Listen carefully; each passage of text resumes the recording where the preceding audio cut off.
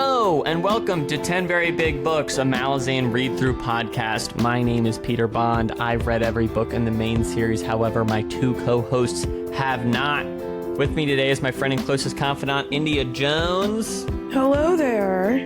And for a brief week, the oldest member of our show, as his birthday has just passed, it's Joshua Baker. What's up? I am your king. Although I guess technically you're always the oldest, but, you know, my point stands. I never realized that. I'm, like, never the oldest in any of my group of friends. Usually I'm, like, 15 years younger than everyone. Well, AJ's, like, way older than you, so it's like, you know, you've What's he, like a November baby? He's a November baby. Fucking crushed it. And India's birthday's coming up, too. It's the birthday month here on the show. For the record, May is our birthday month, so if you need to, like, you know, post-date some things, you just put May. So, not to, you know, I should say I should introduce the show. Yeah, you should definitely introduce what we're doing. Okay. Our read-through of Memories of Ice is over, so this week on the show, we're going to talk about our thoughts about the book overall, where we are at the series, and answer listeners' questions. Before we start House of Chains, we also have some special episodes coming out after this, and that schedule's on Twitter. Now, before we get to the questions, I just want to say something to you two. Are you gonna cry? Say it. No. I know, like, maybe I'm not the person to be saying this, but, like, did you ever think that, like, 10 is a lot of books, you know? Hey, why don't you fucking eat my asshole, dude? Yeah, it's a lot of books. I guess, like, to be honest, I didn't think we would read Gardens of the Moon, and now, like, we're this far deep, you know? And, like, it seems really far, but 3 is nowhere near 10. You know, we're not even halfway through this thing. Yeah, and the bad news is we can't stop, because Steve just keeps, like, mailing me, like, increasingly desperate, you know? He's just like, Josh, you gotta read, you gotta do it, you know? Yeah, Steve's desperate for our publicity. Without it, I think his whole life would fall apart. I know. It's just like, sometimes I'm sitting there, I'm like, man, a lot of books left, you know? It sounds like a lot of friendship to me, right? That's true. Oh, shucks. Oh, shucks indeed. So, to start us off, Swift sent in this question, and I just want to tweak it a little bit and ask you this. I'll direct it to Josh first. I'm sure it's come up in your day-to-day that you have a podcast and blah, blah, blah, you know? So, when people ask you, like, what is the show about, and, like, what is Malazan? Do you know what I mean? Like, what are these books? What do you say to people? Usually I say something on the lines of, when me and my friends are reading these, like, really dense fantasy books, and, there's usually not a follow-up to that from them. But occasionally, Conversation ends there. occasionally they're like, oh, how is it? And I go, you wouldn't like it. There are like 6 people in my life who I have, like, earnestly been like, you should check it out. One of them listens. Shouts out to Corey. Thank you, Corey. She's not read a single one of the books. She is just here for the ride with us. Interesting. Yeah. India, you travel back in time. You've never read Gardens of the Moon. How do you explain these books? What do you pitch them as to yourself? To myself, you know, I would say I'd start with, hey, Ind, good to see you. You look great. Be kind to yourself, everybody. Be kind. It's a little self-care. First self-care. And then I'd say, hey, a couple of friends are going to want to read some books that are pretty painful. It's a good time to hang out with your friends. The books are not a good time, but eventually you'll learn to respect them. And isn't that enough? And that's probably, and would I want to read them then? No. Would I want to read them now? Memories of Ice was not bad. It was pretty good. So yeah. But I don't think that there's anything that I could have said to myself prior to this to get me to read a fantasy novel. I would laugh in my face.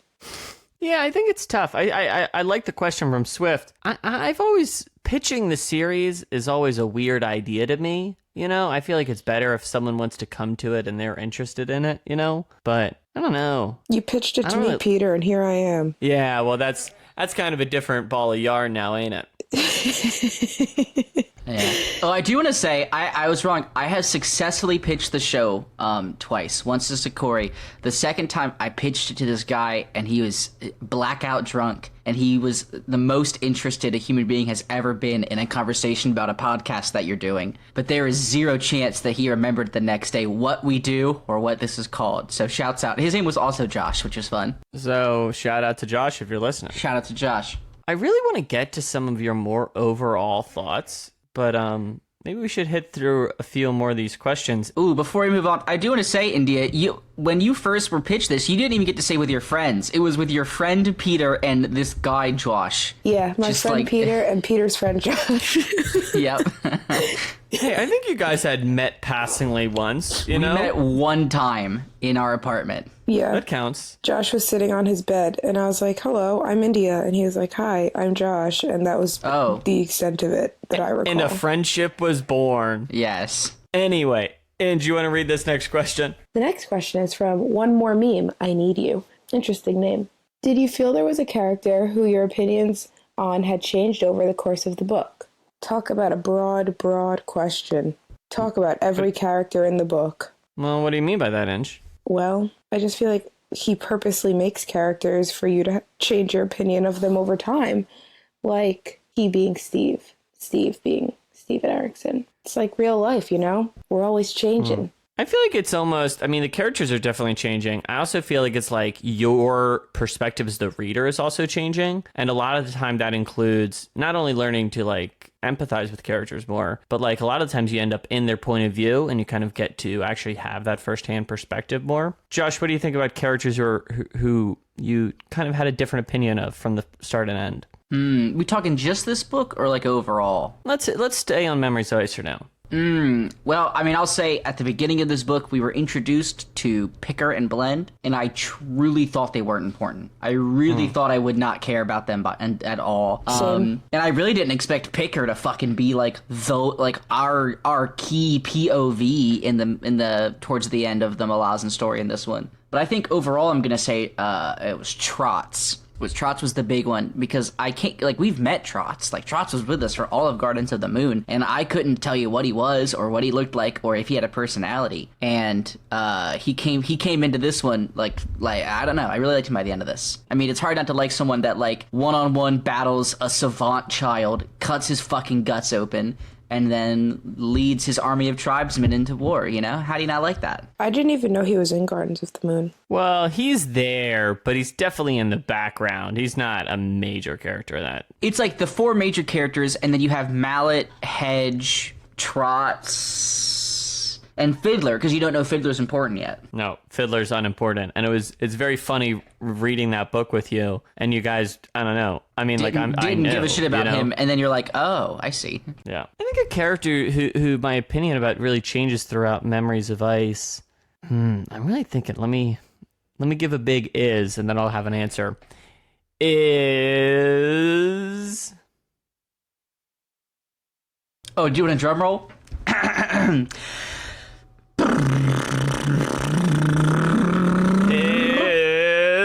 I gave up. It was too much air. Silver Fox. Oh, great choice. I'll steal India's answer. Great choice, Inge. Thanks. Specifically, and I think Silver Fox is a very interesting character, but I also think at the beginning of the book, I had this impression that she just would be Tattersail, and like she would be our cool mage hero and all this junk. That's so true. That's so true. And like, and it's just so much more complicated and interesting than that. And especially then when it gets to actually the second gathering and how she feels about the Talana Mass and how she feels about the people. It's just like, I don't know. I thought it would be way less nuanced, and it just turned out to be much. She's a much more compelling character than that. I gotta tell you, actually, now you said that, I think Silver Fox is the first character who is not inherently evil that I have fully turned on in this series. Interesting. And been like, yeah. Well, the second gathering, I full on was like, you know what? Actually, fuck you. I don't care about you anymore, Silver Fox. What do you mean inherently evil? No one is okay, we're not gonna get evil. into fucking this. Yeah, okay, all right, what the fuck ever, guys. All right, I don't. You said I it. didn't. Don't look at me like that. Look, okay, like I'm saying, you know, of the characters I don't like, it's the ones that seem to be primarily antagonistic. How about that, Pete? Is that better? Okay, sure. Yeah. Do you want to read the next question for us, Josh? All right. This question comes in from Wintermoon. I almost read the date attached to it. That would have been not great. Okay, so from Wintermoon. Am I alone in that sometimes Erikson's complex storytelling and difficult vocabulary can limit one's ability to immerse themselves in the Malazan world? No. Next question. But like, what do you think about it? I actually think that is, well, we were talking earlier about trying to recommend this series to people, and I actually think this is one of the hardest things to try and sell people on. Like, even people who I know would like this story when they read it, it is a tough sell to be like, how is it? Like, what's the writing like? And you're like, incredibly verbose, and there are many, many words I have to use a dictionary for. And that's a hard sell to people. And even me reading it, because I have a pretty solid vocabulary, like, sometimes I just have to be like, I don't fucking know what that means, and move on. And that's not the most immersive way to read. Yeah. I mean, Steve really wild outs with the vocabulary sometimes. Yeah. Which I'm fine with, I appreciate it. It expanded my vocabulary, whatever. But I think what's more interesting is definitely, I think sometimes the storytelling is too complicated, or there's too much information going on. What do you think, Inge? I wish it was more of like an incline of vocabulary instead of just like you're at peak and you just start going. Because now, like in hindsight, I'm like, yeah, that fucking sucked. But now I'm like, well, it's kind of cool that he made all this weird shit that doesn't exist and uses also words that do exist that I don't know. I don't know. I feel like every time we talk to him for like a good solid month afterward, I'm just like, everything he says makes sense. And so then I'm like, obviously it had to be this way, guys. He did it on purpose, So you could say that I'm brainwashed. Listen, I'm aware of my own biases in that regard too. But interesting. I guess you're talking more about the jargon and the fantasy, the language itself, and not necessarily vocabulary of like using Hori or whatever. Yeah. Yep. I understood at least 3 words in that sentence you just said. It's fine. It's fine.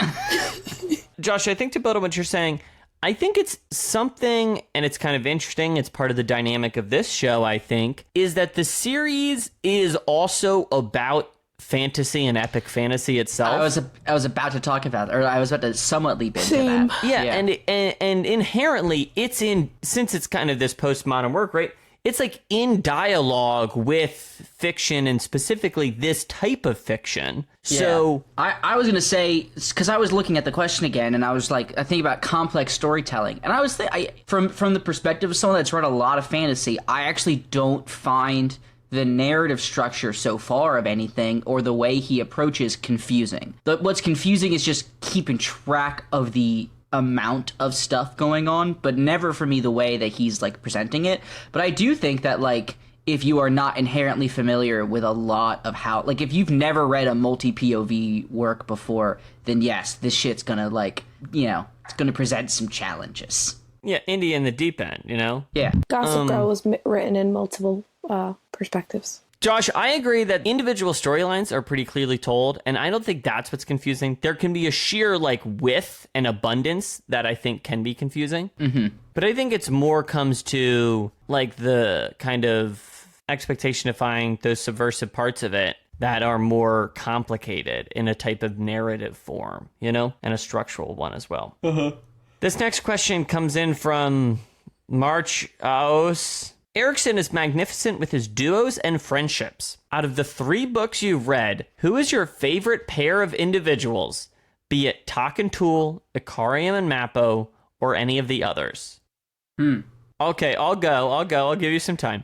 Easily my favorite duo, although they don't get to spend a lot of time on page together. I love Kalam and Quickben's friendship partnership. I thought about that, but I haven't seen enough. It's not like there's all these scenes. It's not the main thrust of the storylines like Mappo and Ikariam and Tak and Tool in this. But I just think their partnership is great, and I do like to ship them as a couple sometimes. And that's just something I'm gonna stand in.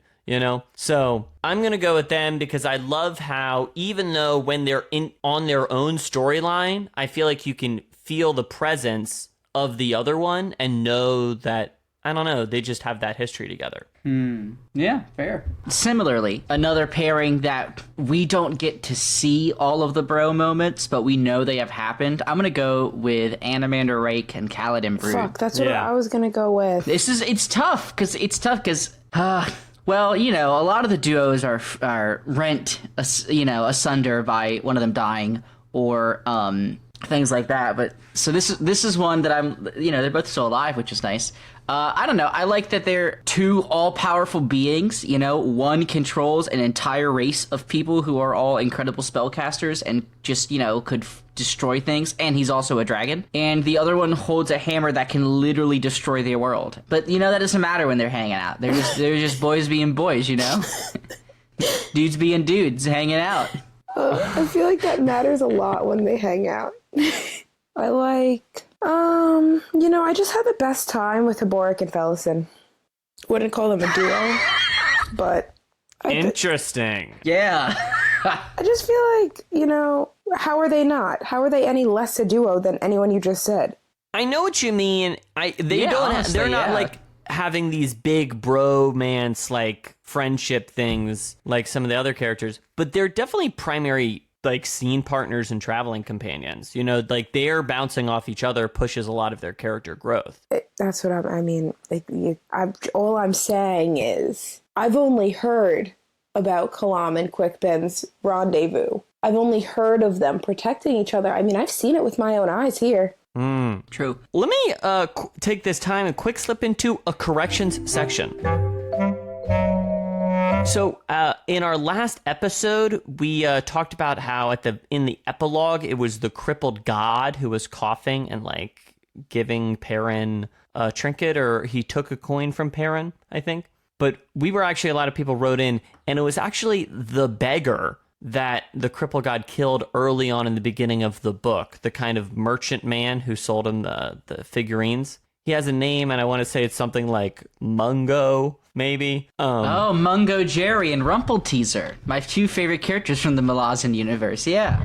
Okay, the thing is, you're saying as a joke could be characters, and that I know, it's so. cats, but also Erickson. And the only other things I want to shout out on this kind of non-questions thing, we received a lot of feedback, of course, and we can't get to all of it, but Charlie Ryan wrote us a great email, didn't have any questions in it really, but just wanted to shout it out. But the thing is, at the end, he had some questions for Steve, and we received a lot of questions that were like, oh, when you talk to Steve, you should ask him this. And actually, we received most of them after we had already done our interview with Steve. So that was kind of just a missed shot. And next time, we're talking about trying to bring in listener questions to our Steve conversations. So I guess keep your eyes out for that. India, do you want to read our next question? Yeah.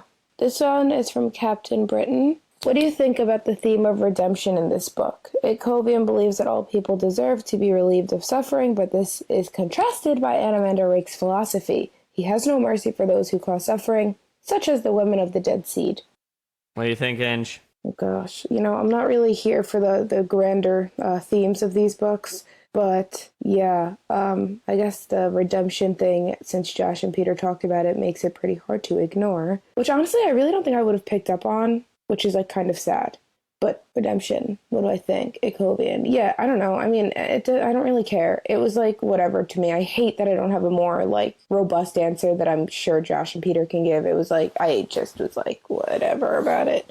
I also don't really... Don't be down on yourself, Inge. I'm not down on myself. I'm just like realistically, like this question for me is just like, I also would have killed the women of the Dead Seed. So I show no mercy also. And I wish that a lot of people in this book who were redeemed were not and were just killed instead. Well, okay. And that's my hot I know take. you said that. I know you said that about the seer, which I found particularly. I just can't believe That's you feel that exactly way. who I'm but talking that's about. fine. That's exactly who I'm talking about. How dare you, Seer? The seer deserved to die. There is no doubt in my mind. Thank you. Like that dude. I just cannot condone that at all. But Josh, what do you think of this question? Well, actually, I don't even know if I agree with the premise of Animander Rake not believing in redemption because of the scene with Draconis where he flat out says that, like, Animander Rake isn't slaughtering people with the sword as much. And I really think that Animander Rake, we're getting hints that maybe he, in some ways, regrets having, you know, the curse of this sword he's wielding. And it's not that he's killing the woman of the dead seed with his sword because he wants them to suffer forever. It's you know, he said it to Whiskey Jack that he's doing it as a mercy so that no one else has to bear the burden of killing these people, even though he does believe that, like, we can't let this go on, but also they're kind of fucking broken and destroyed people anyway, so I kind of get where he's coming from in some ways. I mean, I disagree with your disagreement. Josh, I think there's a distinction between mercy and redemption. You know, I think he can not kill someone and also not believe they can be redeemed, you know? And I think characterizing his execution of the women of the dead seed as not believing in the redemption, I think is very fair. I, for one, absolutely believe they can be redeemed. I mean, much of the Tennis-Gallery go on to form a new religious organization, you know? Like, isn't that finding redemption through a new type of faith? So I feel like to kill them is absolutely immoral. So that's my standpoint. Interesting. I definitely see where you're coming from. I mean, but listen, I get the other side, you know? I'm just standing where I'm at, you know? Maybe Animander Rake believes that, like, because the question is about being deserved of relieved of suffering. Maybe Animander Rake just believes that death is the most efficient release of your suffering. And he gets to decide that for people? He flat out says that he does in this book, I think, yeah. Yeah, I just think that's like a pretty egotistical and crazy point of view that I've decided your life suffering needs to come to an end, so I'm going to kill you. I don't know, man. Egotistical, used to describe the long, white-haired man wielding the giant evil sword, and also he's a dragon in a moon base. There's no way that dude's egotistical. All right. Josh, do you want to read our next question? Sure. This one's from @Denny Wilkinson. Favorite bridge burner, dead or alive? This is an easy one. Yeah, I agree. Easy answer for me. Trots, already said. Number one bridge burner by far, by a mile. Done. I like Picker. I mean, I think I like Fiddler. Yeah. I mean, there's Fiddler's a bunch of solid choices. Oh my god, we were all like, Fiddler's this great. is so easy, and then we all said someone different. I actually meant that it was an easy question to read. You know, poking fun at Indy having the longer one. No, I think Fiddler. I mean, I like Fiddler. I love that we learned why he got that name in this book. Very funny. Yeah. I think, though, that, like, some of the secondary bridge burners, like, for example, I love Spindle, you know? Spindle's very good. Is Spindle a complex or interesting character? No, of course not. But, like, I get to have more fun with those characters because they're, like, not demanding my psychological attention in a way, True. you know? Do you know who my favorite bridge burner is? Is the 6 mages that get introduced in a chapter and then summarily killed the next chapter in this book. You know, I just really think we don't talk enough about Blue Pearl, Shank, and Toes. The bridge or Mulch, Runter. I have no comment about that. But Buckland, Aimless. Those are all bridge burners. I like Toes. More of a Blue Pearl. Aaron really called us out. We did a disservice to the Bone Zone, I think. You know? Yeah, we haven't done much Bone Zone this year. This mail comes in from Neil from Canada. Memories of Ice is definitely the book that Erickson really hits his stride in. The prose and imagery is stunning. I love how he uses the title to weave the idea of glaciers leaving huge changes in their wake, with the Jagat's ice magic and its relation to the trauma of the Talana Mass. And here is his 2 questions. First, was Gruntle the Tiger King we deserve? And are we Canadian? And I'm sorry, we are not Canadian. And I'll leave the Tiger King question up to my co-hosts. There's only one Tiger King in my life. That's Joe Exotic. Gruntle's a shit Tiger King. He's a very...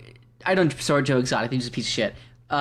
No, Gruntle's not the Tiger King we deserve because his ability to fucking use his followers effectively in battle is non-existent.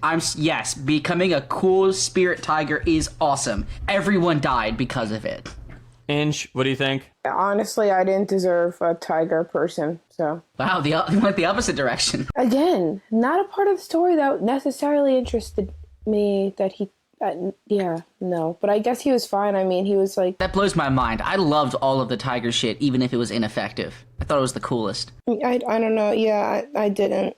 I thought it was like, okay, this is a thing that's happening right now. So yeah, I mean, I don't care one way or another who the tiger person was. I agree with Inge, and I talked about it on the spoiler cast, actually. Like, definitely this time through, I enjoyed the Gruntle stuff a lot more than I did the first time. However, like, I think a lot of the other storylines work for me together. Like, I see the thematic bleed through. I see how they're, like, cutting into each other, and we're all, like, kind of telling the same story in a way. Mm-hmm. And then, like, I do think Gruntle's Mortal Sword story is somewhat just, like, over there, running parallel to the same story, do you mean? Mm-hmm. And that's not to say I don't enjoy it, but I do think it's a little detached for me, in a way. I don't know. I mean, I only read it the one time. I definitely felt very confused when it started happening. So I guess probably in a reread it would kind of feel like that's because it's just sort of happening elsewhere. I don't know. Yeah. However, I watch a lot of anime, so I'm a sucker for anyone suddenly developing animal powers and the ability to just like use their bestial strength and also get cool tiger stripes. Pretty badass. I got some other question to touch on, but I feel like I want to move into talking about the book as a whole. So, Inge, when you compare Memories of Ice to the first two books in the series, what do you think separates it from those books? Oh gosh, the Maib.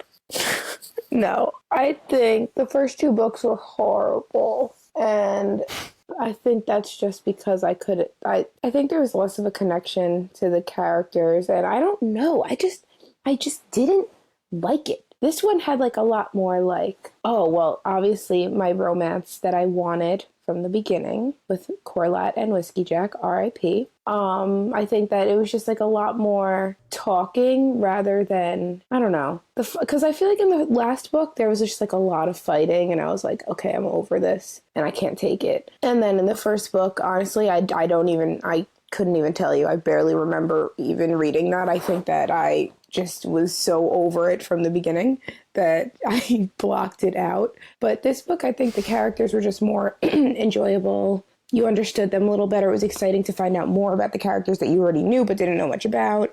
The conversation was better, I think, between the characters. Like, it was more just able to follow what they were saying and understand what was going on. And even when like outlandish shit happened, you're like, okay, well, this makes sense because this is just the world we're in now. So that mixed with like the tender sections and the difficult sections of the Maib and Silver Fox, I just think made the book overall just a lot more enjoyable and interesting to me, who doesn't necessarily enjoy war. Josh, for you, what do you think separates this book from the first two installments? I just think that by the time you hit the third book, I think your familiarity with how he writes makes it easier to grasp what he's saying. And I think you could have that in Deadhouse Gates, but that book is so high speed for 2/3 of it that it's really, I don't know. I don't think I felt ever comfortable in what I was reading because there's just so much happening. Versus in this one, I think it really, in a lot of ways, takes its time until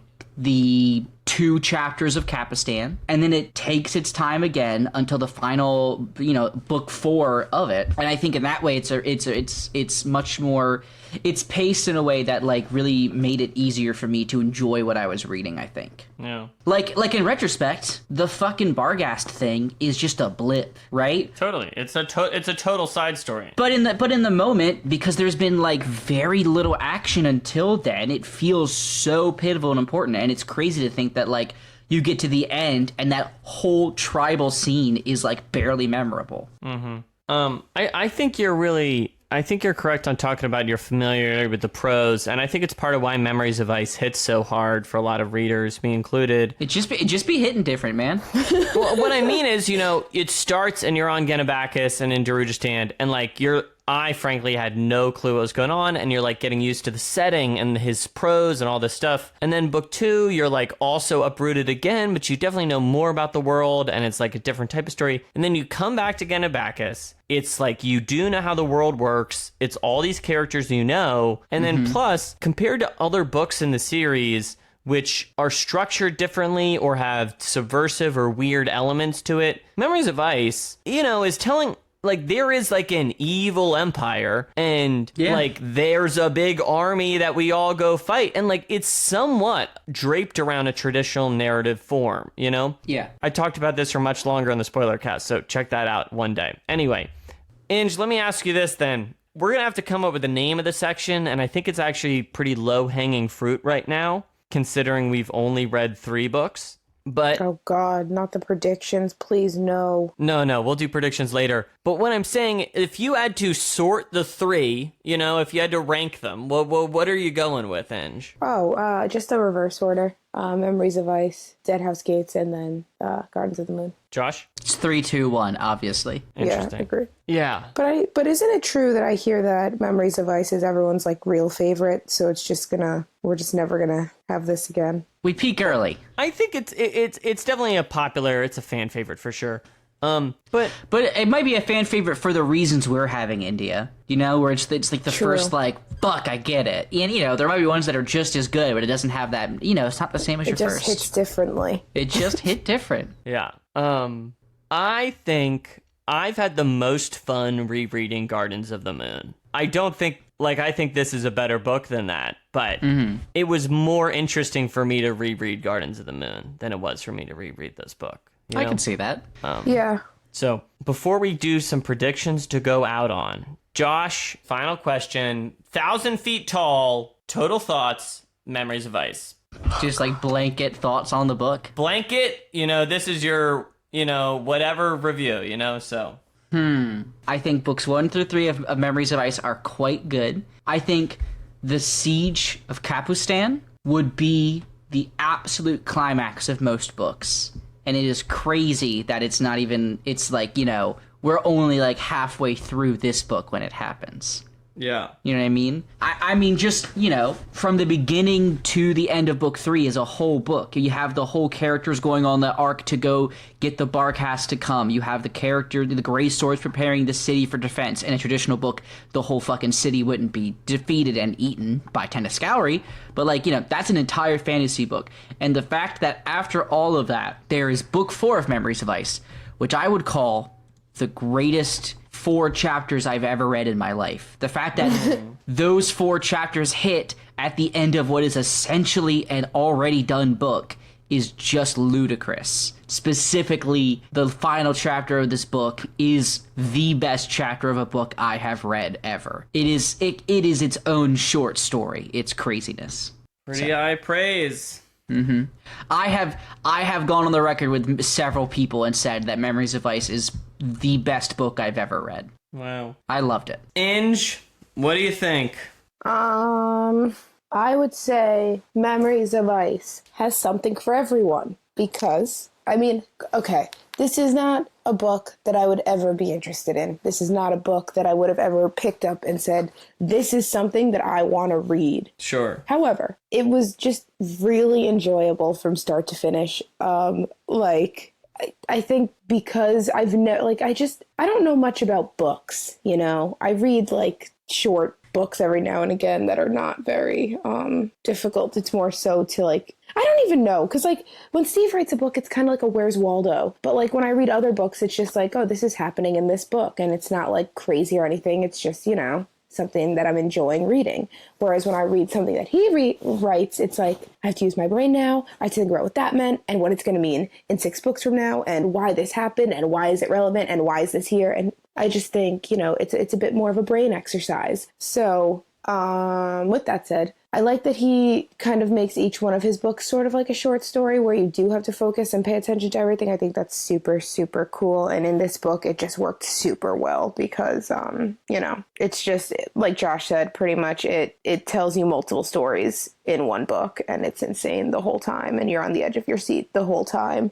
And then it's over and you feel empty and you're just what's next? So I think that's the telling of a good show or a good book is you're just okay, let's get, I'm actually excited to start the next book, which I literally have dreaded for the past 2 books. Having to read every 2 weeks has been ripping out my eyelashes. But this 3rd book was just kind of leaving my eyelashes intact and even taking care of my skin. So Yeah. If I recall, you even enjoyed the prologue of this book from the word go. I don't know. And I don't know. It's just a great book. It was a really, really good book. And I hate myself for saying it. Yeah, I feel you. I think it's a good book too. And I spoke longer about it elsewhere, but I basically feel kind of like how Josh said, like, I don't know, if this book isn't for you, I don't know what to tell you. Do you know what I mean? Like, if you read this and don't like it, I don't think books are for you. I think you should stop reading books. and like, listen, I do get it. It's like, it's long. Maybe you need to read these other books. There's these other things, right? But like, I don't know. This just takes you to such a place, and it's such a journey that, I don't know. It takes you there repeatedly. And you're just like, whoa. And then you're like, okay. And then you're like, whoa. It's just, oh, God, it just gets me giddy. I know. It's always a good sign in my mind where I become very inarticulate at questions like this. Yeah. Because I'm just like, I don't know, it was good, and I liked it when the words happened, you know? So, Gramophone asked to kind of get some predictions, you know?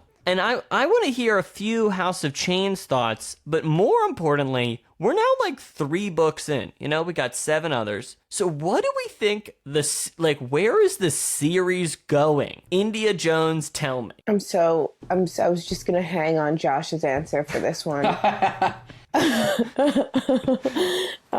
Listen, Peter, that is an unfair question. If you asked me in the first book where we would be in the second book, technically I did know. Different place, different characters.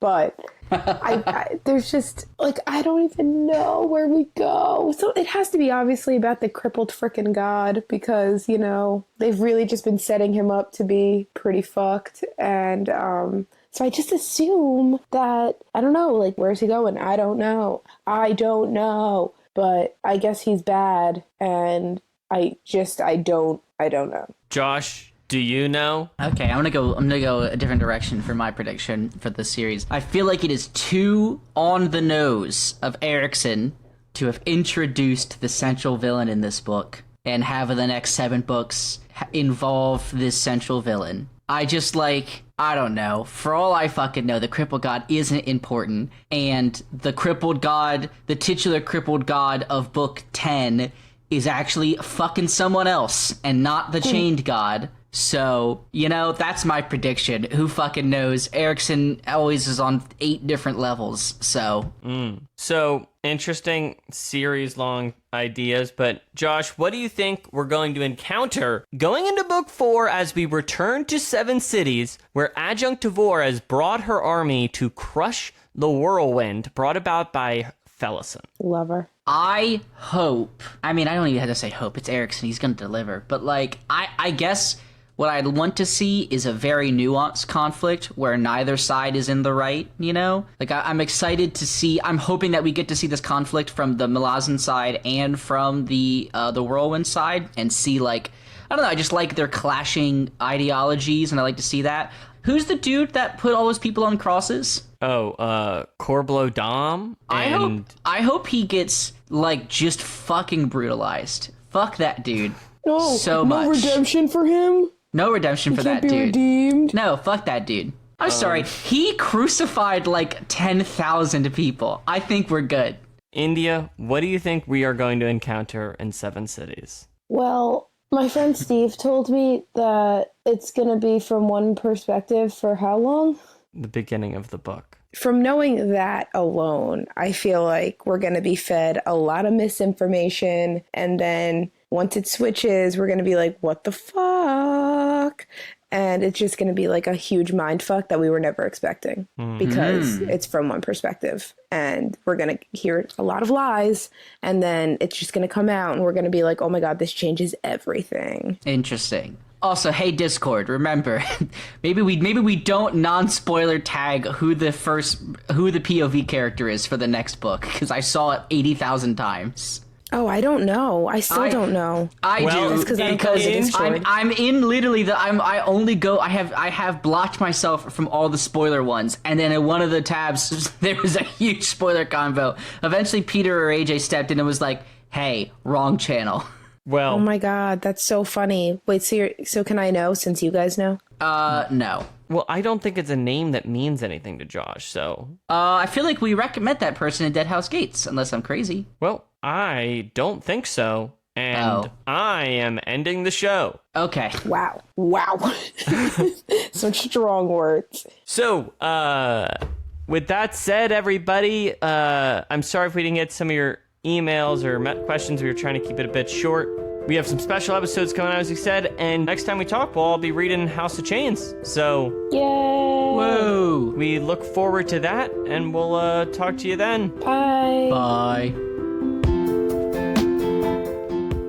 Hello everyone, producer AJ here, just clarifying that I am not way older than Josh. We're both 26 now. Thank you so much for listening to this mailbag for Memories of Ice. Thank you to everyone that sent in questions through our email or through Discord. Sorry that we couldn't get to all of them. I have my own answers for all of these questions, but one that I just wanted to highlight is the favorite duo question. My choice, of course, is the duo that never was, Itkovian and Whiskey Jack.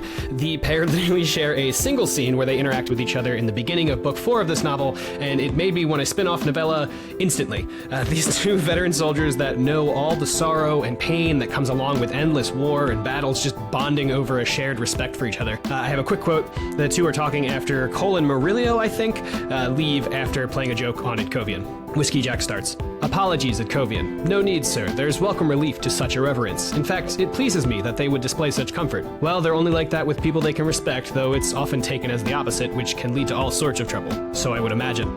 Well, Whiskey Jack said gruffly, then surprised Itkovian by dismounting, stepping up to him and holding out his gauntleted hand. Among soldiers of the Empire, he said, where the worn gauntlet is for war, and nothing other than war, to remain gauntleted when grasping the hand of another in peace is the rarest of gestures. So it too is often misunderstood, Itkovian said. I, sir, do not miscomprehend the significance, and so am honored. He grasped the commander's hand.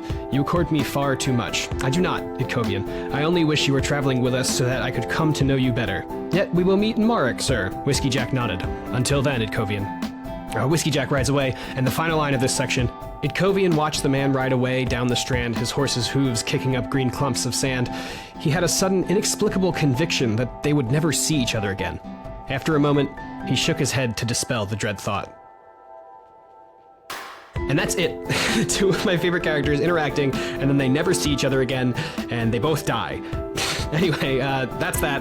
Thank you again so much to everyone who sent us questions through our email and Discord. If you'd like to join the Discord, you can head on over to bit.ly/VBB Discord. That's capital V, capital B, capital B, capital D, Discord. The link will be in the show notes. And as always, thank you so very much to Dan Gesrick for making our spectacular logo. You can follow him on Twitter at Dan Gesrick for the hottest Philadelphia fusion takes. And of course, the wonderful music in today's episode is Floating Man by the one and only Amaranthin from their album The New Romantic, which you can find along with Simulant Rain and their other music on bandcamp.com. Links to their pages will be in the show notes, and 10 Very Big Books will be back in 1 week on June 5th with our Memories of Ice spoiler show with special guest YouTuber Iskar Jarek. We're extremely excited to have him on the show, so listen in next week if you want to hear that conversation. I'll talk to you then, and thank you so much for listening.